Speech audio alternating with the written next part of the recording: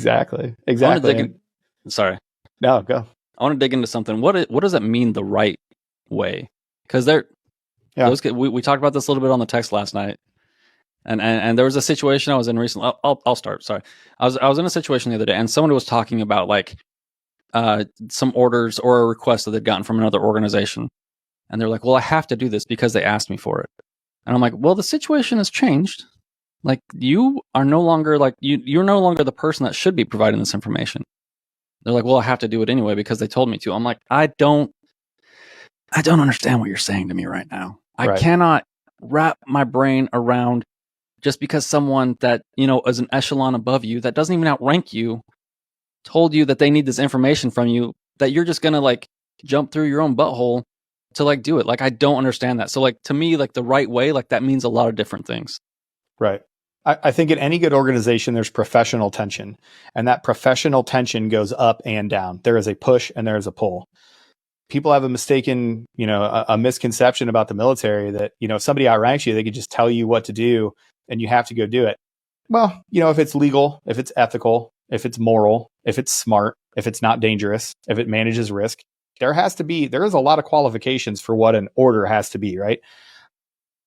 There's a misconception that if somebody outranks you and they tell you you have to go do something, you just have to say, yes, sir, or ma'am, and you go and do it. No, you do not. And as a matter of fact, I would argue, especially as an NCO or as a senior NCO, it's your job to resist. It's your job to make them justify what it is that they're doing. It's your job to make them live up to the authority which they have been granted. That is your job.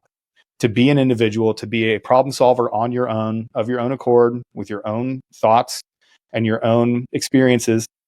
And sometimes your job is to say no. Sometimes your job, and I relish this as a senior NCO because it is who I am as a person. I relish those opportunities where I can look at somebody that outranks me or an officer or somebody that is telling me to do something and go, listen, I understand your intent here, but that is not the way to do it. And we're not going to do it like that. To answer your question, like what's the right way to do things? I think there's a couple different better words that we can use. Like there's right, there's righteous, and then there's correct.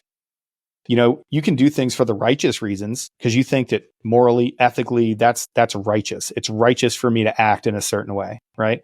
When we do things, typically when I'm saying, doing things the right way, I'm using it from the sports terms, right? Like the team that does things the right way.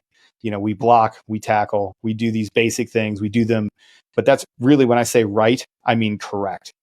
That's the correct way to do things. And we would all agree. And you can apply this to anything. We can have a conversation about, the correct way to have an admin day.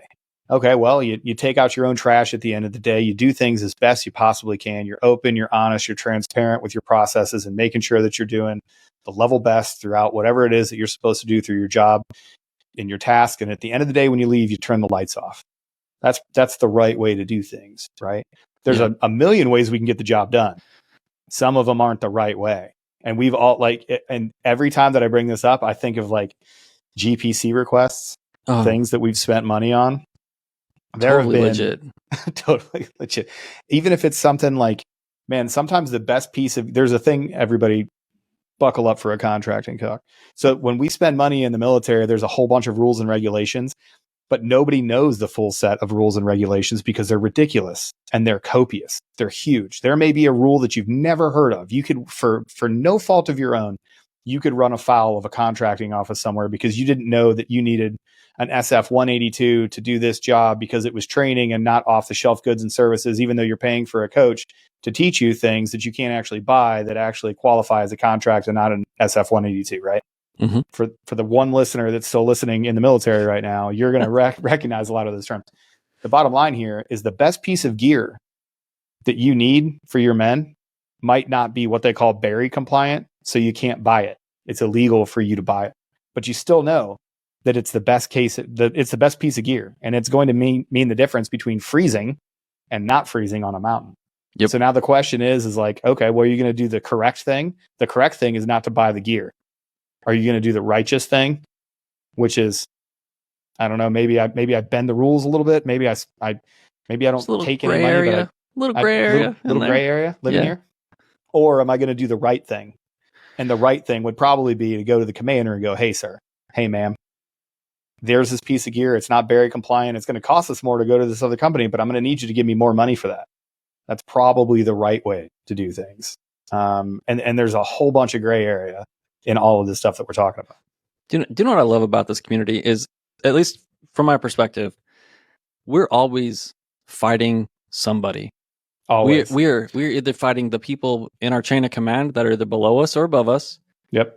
We're fighting the greater Air Force, DOD, SOCOM, regs, and all those other things. Like fighting the man. Actively fight the man all the time. Or we have someone that needs to be shot in front of us. Like these are fight each other. Yeah, sometimes we also fight each other like crazy. God forbid you figure out all those other processes, because then your only enemy is in the team room with you.